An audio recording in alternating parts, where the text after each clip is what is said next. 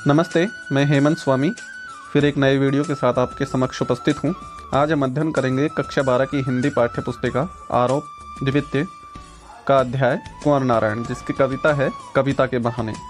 इससे पूर्व हम इनके 2 अध्याय पढ़ चुके हैं और अगर आपको संपूर्ण पाठ्यक्रम पढ़ना है तो कक्षा 12 की प्लेलिस्ट में जाकर आप देख सकते हैं, वहाँ संपूर्ण पाठ्यक्रम आपको उपलब्ध हो जाएगा।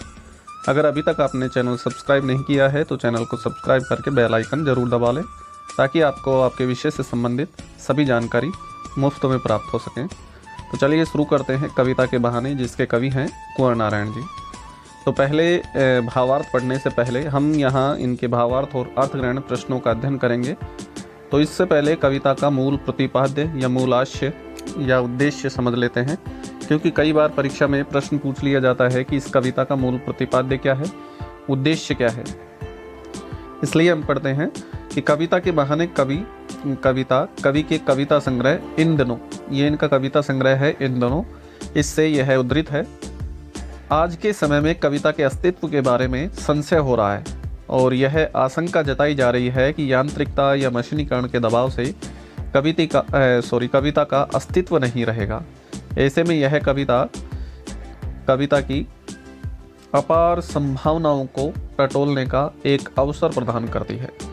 तो यह कविता का मूल उद्देश्य था, प्रतिपाद्य था। अब हम कविता का सार अध्ययन करते हैं। यह कविता एक ऐसी यात्रा है जो चिड़िया फूल से लेकर बच्चे तक की है। एक ओर प्रकृति है, दूसरी ओर भविष्य की ओर कदम बढ़ाता हुआ बच्चा है। कवि कहता है कि चिड़िया की उड़ान की सीमा है, फूल के खिलने के साथ उसकी परिणति अर्थात उसकी सीमा निश्चित हो जाती है। निश्चित समय तक फूल खिलता है और मुरझा जाता है। लेकिन बच्चे के समान कविता को बताया गया है कि बच्चे के सपने असीम होते हैं, सीमातीत होते हैं।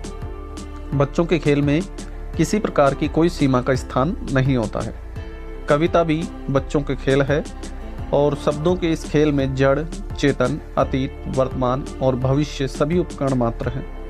इसीलिए जहाँ कहीं रचनात्मक ऊर्जा होगी वहाँ सीमाओं के बंधन खुद ब खुद ही टूट जाते हैं। वह सीमा चाहे घर की हो या भाषा की हो या समय की ही क्यों ना हो। इसलिए कविता को बताया है कि कविता पर किसी प्रकार का कोई बंधन नहीं होता है, न समय का न दूरी का। कविता पूरी तरह से मुक्त होती है, स्वतंत्र होती है। तो इसका पहला पद पढ़ते हैं। कविता एक उड़ान है चिड़िया के बहाने, कविता की उड़ान भला चिड़िया के जाने। बाहर भीतर इस घर उस घर, कविता के पंख लगा उड़ने के माने, चिड़िया क्या जाने। तो इसमें चिड़िया के सहारे कविता की महिमा मंडित की गई है, उसकी तुलना की गई है कि जिस प्रकार से चिड़िया आकाश में स्वच्छंद उड़ान भरती है, उसी प्रकार से कविता भी क्या है कि कल्पनाओं की उड़ान भरती है। फिर बताया है कि कविता की उड़ान भला चिड़िया क्या जाने, क्योंकि चिड़िया की उड़ान जो है वो एक निश्चित सीमा तक होती है, जबकि कविता की उड़ान अर्थात कविता की जो कल्पना होती है वो सीमातीत होती है, उसकी कोई सीमा निश्चित नहीं होती। इसीलिए कविता की उड़ान को चिड़िया की उड़ान नहीं समझ सकती है, चिड़िया नहीं समझ सकती है कि बाहर भीतर इस घर उस घर, कविता के पंख लगा उड़ने के माने, चिड़िया क्या जाने। तो इसमें बताया जैसे चिड़िया जो है बाहर इस घर से उस घर तक बाहर भीतर पंख लगा कर उड़ती रहती है, उसी प्रकार से कविता भी इस घर से लेकर उस घर से और इस घर से लेकर उस घर तक और बाहर भीतर और सीमातीत तक वह अपने कल्पनाओं के पंख लगाकर उड़ती रहती है। इसीलिए कविता की उड़ान को चिड़िया नहीं समझ पाती है। तो इसकी विस्तृत व्याख्या दी हुई है कि कवि कहता है कि कविता कल्पना की उड़ान है। इसे सिद्ध करने के लिए वह चिड़िया का उदाहरण देता है। साथ ही चिड़िया की उड़ान के बारे में यह भी कहता है कि चिड़िया की उड़ान सीमित होती है, किंतु कविता की कल्पना का दायरा या उसकी सीमा असीमित होती है। चिड़िया घर के अंदर बाहर या एक घर से दूसरे घर तक ही उड़ती है, परंतु कविता की उड़ान व्यापक होती है, विस्तृत होती है। वह कवि के भावों की कोई सीमा नहीं होती है और वह सीमातीत होती है। कविता घर घर की कहानी होती है, वह पंख लगाकर, कल्पनाओं के पंख लगाकर हर जगह उड़ सकती है। उसकी उड़ान चिड़िया की उड़ान से कहीं आगे है। इसीलिए यह बताया है कि कविता की उड़ान को चिड़िया नहीं समझ सकती। अब इसमें क्या है कि पद देकर शिल्प सौंदर्य पूछ लिया जाता है, तो मैं संपूर्ण पद का ये कॉमन बता देता हूँ। अगर इसमें कोई भी पंक्ति आती है तो आप ये लिख सकते हैं। प्रथम बिंदु है कि कविता की अपार संभावनाओं को बताया गया है। नेक्स्ट है सरल एवं सहज खड़ी बोली हिंदी की सशक्त अभिव्यक्ति हुई है। नेक्स्ट है चिड़िया क्या जाने में प्रश्नालंकार है, क्योंकि प्रश्न किया गया है। और कविता का मानवीकरण किया गया है, क्योंकि जहाँ मानवीय क्रियाओं का आरोप किया जाता है प्रकृति के अंगों पर या निर्जीव वस्तु पर, वहाँ जैसे यहाँ पंख लगा उड़ने के माने, तो ये कविता का मानवीकरण किया गया है, इसलिए मानवीकरण अलंकार है। लाक्षणिकता है, पूरा जो है वो लक्षणा शब्द शक्ति में व्यक्त हुआ है, इसलिए लाक्षणिकता प्रयुक्त हुई है। कविता की उड़ान भला में अनुप्रास अलंकार है, वर्णों की आवर्ती होने से। अब इसके अर्थ ग्रहण प्रश्न जैसा कि परीक्षा में पूछे जाते हैं वो हम अध्ययन कर लेते हैं। मैं सारी चीज़ें आपको एक साथ ही करवा देता हूँ, उसका भावार्थ और उसका शिल्प सौंदर्य और उससे जो प्रश्न पूछे जाते हैं अर्थ ग्रहण वह है। इसके जो पाठ्य पुस्तक के प्रश्न है वो पाठ खत्म करके और हम अंत में अध्ययन करेंगे। तो प्रथम प्रश्न है कि कविता एक उड़ान है चिड़िया के बहाने, पंक्ति का भाव बताइए। इस पंक्ति का अर्थ यह है कि चिड़िया को उड़ते देखकर कवि की कल्पना भी ऊंची ऊंची उड़ान भरने लगती है।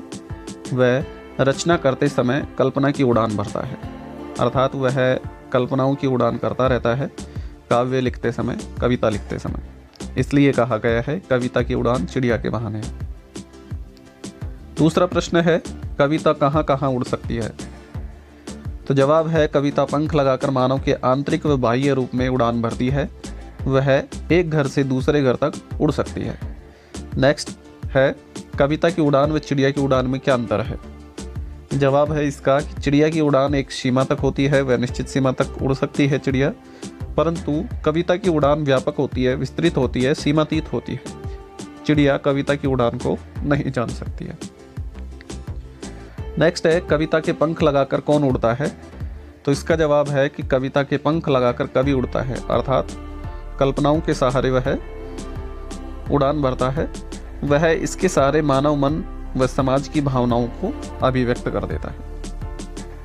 अब दूसरा पद है, इसमें क्या है कि फूलों के साथ कविता की तुलना की गई है कि कविता एक खिलना है फूलों के बहाने, कविता का खिलना भला फूल के जाने, बाहर भीतर इस घर उस घर बिना मुरझाए महकने के माने, फूल के जाने। तो यहाँ फूल के माध्यम से कविता की महिमा मंडित की गई है कि कविता एक खिलना है फूलों के बहाने। जिस प्रकार से फूल खिलकर अपनी सुगंध और सौंदर्य फैलाते हैं, उसी प्रकार से कविता भी क्या है कि भाव से, उसका भाव और शिल्प से क्या है कि वो अपना रसा सौंदर्य बिखेरते रहती है। कविता का खिलना भला फूल क्या जाने। कविता के खिलने को फूल नहीं समझ सकता है, क्योंकि फूल का सौंदर्य और खुशबू एक निश्चित समय तक होता है, जबकि कविता का भाव सौंदर्य और शिल्प सौंदर्य जो होता है उसका रसास्वादन होता है वो अतीत समय तक होता है, सीमातीत होता है। उसके रसा सौंदर्य की या रसास्वादन की कोई सीमा निश्चित नहीं होती है। इसीलिए कहा गया है कि कविता का खिलना भला फूल क्या जाने। फिर बताया कि बाहर भीतर इस घर उस घर बिना मुरझाए महकने के माने फूल क्या जाने, कि फूल जो है वो इस घर से लेकर उस घर तक, घर के बाहर भीतर सभी जगह महकता रहता है, लेकिन निश्चित समय में मुरझा जाता है। जबकि कविता का जो रसास्वादन है वो इस घर से लेकर उस घर तक, घर के बाहर भीतर सभी जगह बिना मुरझाए हमेशा महकता रहता है, अर्थात अपने रसास्वादन की सुगंध बिखेरता रहता है। वह सीमाओं से परे होता है, उस पर सीमा का कोई प्रभाव नहीं पड़ता है। इसलिए कविता के खिलने को फूल नहीं समझ सकता है। अब इसकी यहाँ विस्तृत व्याख्या दी गई है जो हम अध्ययन कर लेते हैं कि कवि कहता है कि कविता की रचना फूलों के बहाने हो सकती है। फूलों को देखकर कवि का मन प्रफुल्लित हो जाता है। उसके मन में कविता फूल की भांति विकसित होती है। फूल से कविता में रंग भाव आदि आते हैं, परंतु कविता के खिलने के बारे में फूल कुछ नहीं जानते हैं। फूल कुछ समय के लिए खिलते हैं, खुशबू फैलाते हैं, फिर मुरझा जाते हैं। उनकी परिणति से तात्पर्य सीमा निश्चित होती है। वे एक घर के अंदर बाहर, एक घर से दूसरे घर अपनी सुगंध फैलाते हैं, परंतु शीघ्र ही नष्ट हो जाते हैं, अर्थात वह अपना सौंदर्य और खुशबू नष्ट कर देते हैं। किंतु कविता बिना मुरझाए लंबे समय तक लोगों के मन में व्याप्त रहती है, बनी रहती है।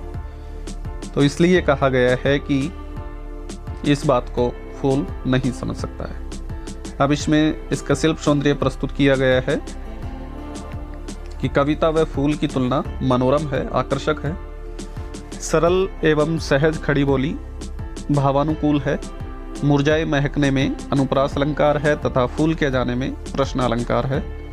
यहाँ शांत रस की अभिव्यक्ति हुई है और मुक्त छंद का प्रयोग हुआ है। अब इसके प्रश्न अध्ययन कर लेते हैं कि कविता एक खिलना है फूलों के बहाने। कवि ने ऐसा क्यों कहा है कि कविता फूलों के बहाने खिलना है? क्योंकि फूलों को देखकर कवि का मन प्रसन्न हो जाता है, उसके मन में कविता फूलों की भांति विकसित होती है।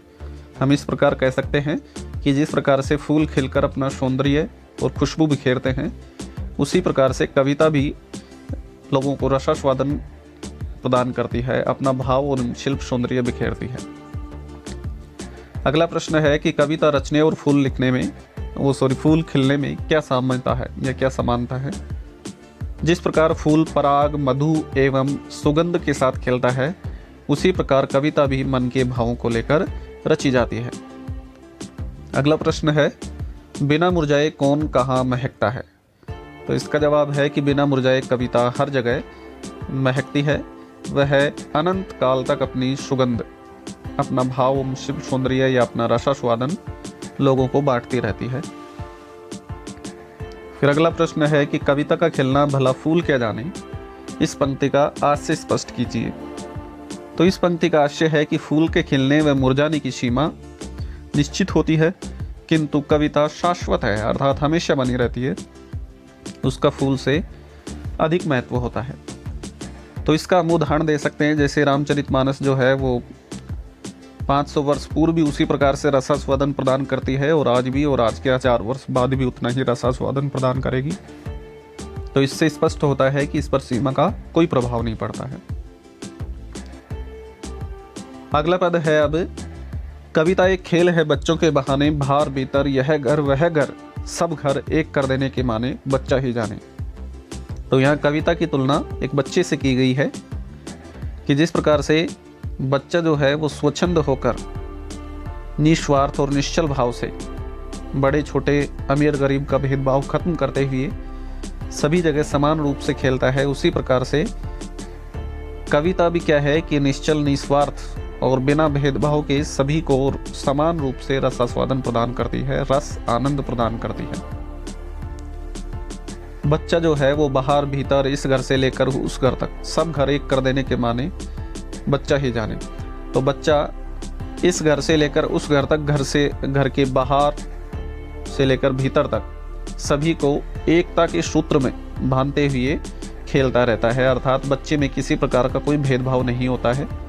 उसी प्रकार से कविता भी इस घर से लेकर उस घर तक, घर के बाहर भीतर सभी को एकता के सूत्र में पिरोते हुए समान रूप से रसास्वादन प्रदान करती है।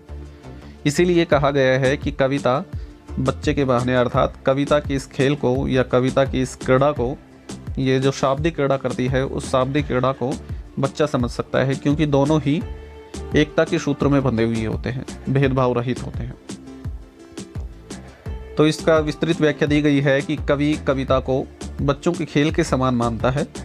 जिस प्रकार बच्चे कहीं भी किसी भी तरीके से खेलने लगते हैं, उसी प्रकार कवि के लिए कविता शब्दों की क्रीड़ा है, वह बच्चों के खेल की तरह कहीं भी, कभी भी तथा किसी भी स्थान पर प्रकट हो सकती है।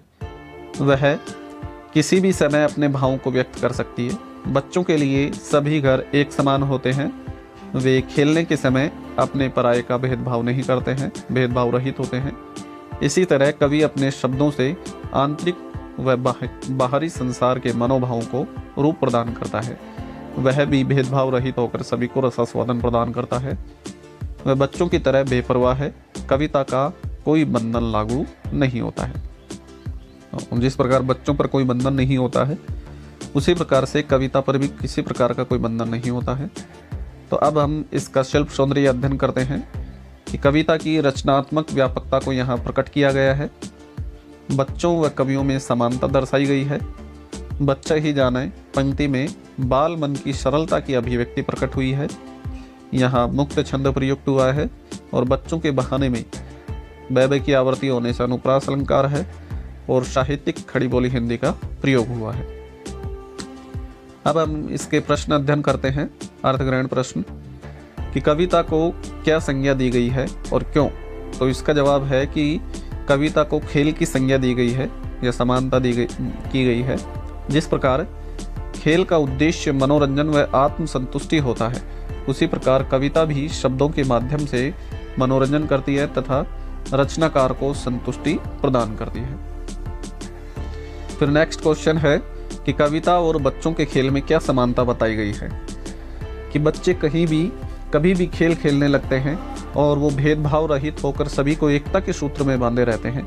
इसी प्रकार से कविता भी कहीं भी प्रकट हो सकती है और वो भी भेदभाव रहित होकर रसास्वादन प्रदान करती है और दोनों में कभी किसी प्रकार का कोई बंधन नहीं होता है। नेक्स्ट है कि कविता की कौन कौन सी विशेषता यहाँ प्रकट की गई है, बताना है। तो प्रथम विशेषता है कि यह सर्वव्यापक होती है, सभी जगह फैली हुई होती है। और दूसरी है कि इसमें रचनात्मक ऊर्जा होती है।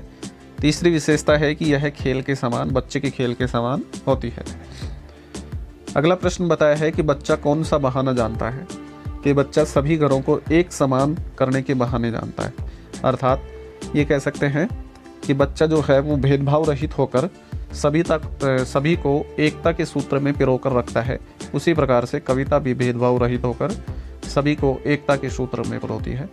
तो इस प्रकार से हमने यह अध्याय पूर्ण कर लिया है कविता के बहाने।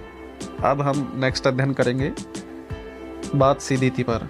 और अभी तक आपने चैनल सब्सक्राइब नहीं किया है तो चैनल सब्सक्राइब कर लें, क्योंकि इसमें देखा जा रहा है कि लगभग 80% लोग ही चैनल सब्सक्राइबर नहीं करते हैं और 20% लोग ही सब्सक्राइबर हैं जो देख रहे हैं।